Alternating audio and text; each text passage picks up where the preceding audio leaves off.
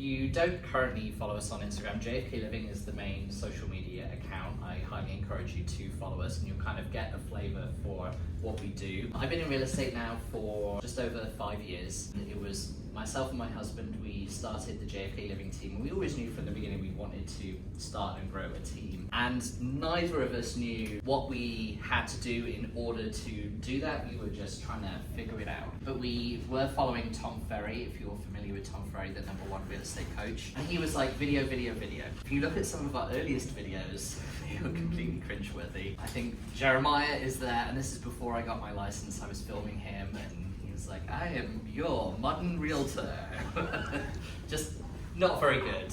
But you've all got to start somewhere, right? And you just kind of keep on and you keep on. So we started to grow the team. We were at one particular brokerage, and I'm going to share this particular story, and it's a little personal, but it really does go to show, I feel like, how far we've come. Now, often when people, they're on social media, they're trying to present themselves in a certain way, this feeling of what it is to be a professional. You think about a professional real estate agent, maybe dressed in a nice suit here, and we realized that we were trying to pigeonhole ourselves in a way that wasn't really working for us. And our broker at the time, we were holding a mixer for the LGBTQ Real Estate Alliance. And she came in and she was like, well, this is great. She goes, but if I could give you a piece of advice, she goes, I think that you should be less gay.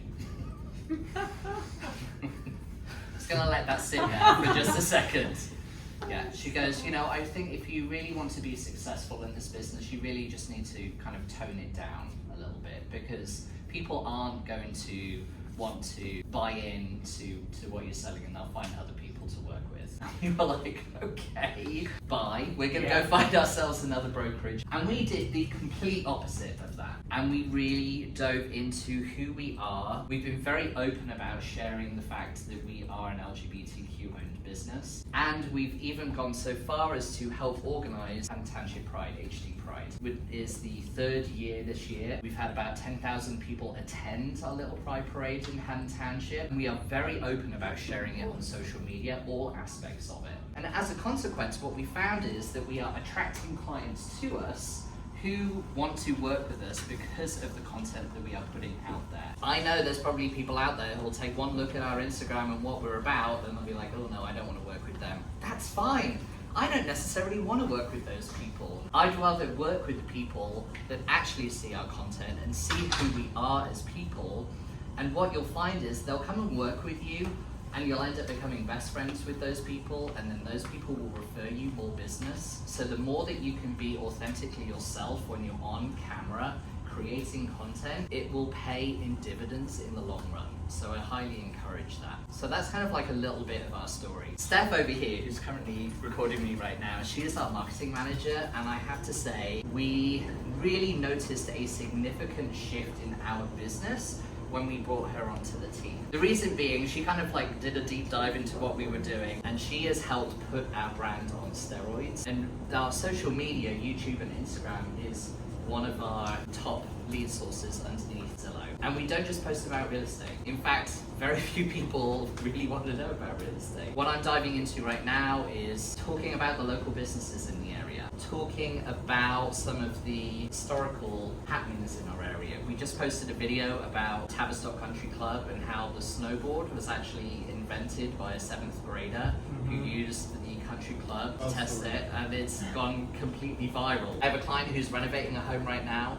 We're actually following along on the journey of renovation. I'm not getting anything out of it. I'm not selling the home, but I'm for sure telling people that I know people who live in Haddon Township and are working with contractors in Haddon Township. And so I'm really just trying to become that local area expert with this multifaceted approach. With listing videos as well, I'm trying to tie in a bit more local flavor as well. So as opposed to just being outside the front of a house, guiding people through, I'll start out at Maria's Bread Sandwiches in Collingswood. And I'm like, I'm here, I'm having this great chicken salad sandwich, which is one of my favorites, but let's go check out my latest listing. Again, tying in the fact that I am that local area expert as well as somebody who's going to show off the home as well. I just would really encourage you to be your authentic self on camera. If there's a part of you that's kind of interesting, Maybe you think that no one would care about it. Trust me, there will be people who care about it.